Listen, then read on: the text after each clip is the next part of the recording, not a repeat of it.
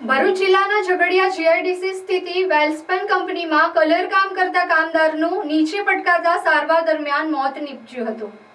મળતી માહિતી મુજબ ગત રોજ ઝઘડિયાના જીઆઈડીસી વેલસ્પન કંપનીમાં રમિતકુમાર રવિન્દ્રભાઈ વસાવા રહેઠાણ ગુંદિયા તાલુકો વાલિયા જિલ્લો ભરૂચનાઓ કલર કામ કરતી વખતે પગ લપસી જતા પ્લેટફોર્મ પર પડતા ગંભીર ઇજાઓના પગલે અંકલેશ્વર સરદાર પટેલ હોસ્પિટલ ખાતે સારવાર માટે ખસેડવામાં આવ્યો હતો, જ્યાં તેઓનું સારવાર દરમિયાન મોત નીપજ્યું હતું। ઝઘડિયા ઔદ્યોગિક વસાહતમાં અવારનવાર અકસ્માત સર્જાતા રહે છે, જેમાં કેટલીક વખત કામદાર કોઈ પણ જાતની સુરક્ષાના સાધનો વગર ઊંચાઈ પર કામ કરતા હોય છે।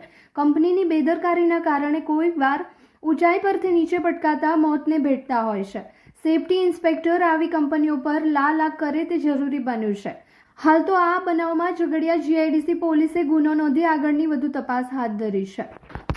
અને એ મીટિંગમાં એવું જણાવવામાં આવ્યું છે કે 2-3 કલાક પછી એમડી સરને એ લોકો મુલાકાત કરીને પછી અમને જાણ કરશે, એટલી મીટિંગમાં ચર્ચા થઈ। હવે ત્યાર પછીનું જે થશે એ થશે। હા,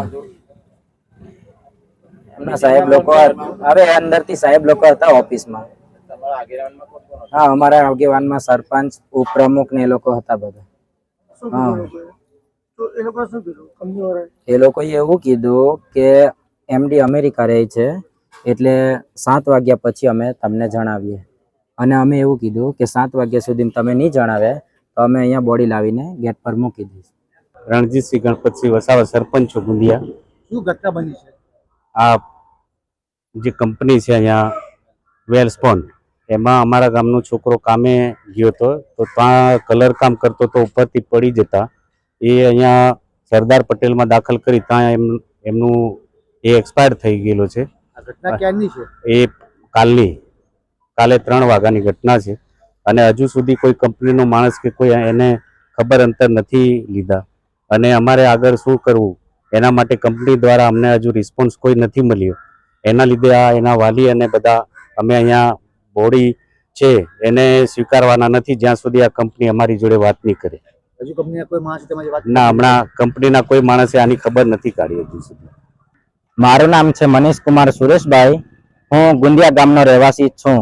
મારા કાકાનો છોકરો ઝઘડિયા જીઆઈડીસી માં વેલસ્પન કંપનીમાં કામ કરવા જતો હતો, કલર કામ કરતો હતો, અને ત્યાં કામ કરતી વખતે કઈ એક્સિડન્ટમાં એમની ઘટના બની છે, અને ત્યાર પછી એમને સરદાર હોસ્પિટલમાં લઈને આવ્યા, અને અહીંયા આવ્યા બાદ એમને મૃત જાહેર કર્યા, અને ત્યારથી કંપની 24 કલાકની આસપાસ થવાનું હજુ સુધી કોઈ સાહેબ જોવા તક નહીં આવ્યા એમને।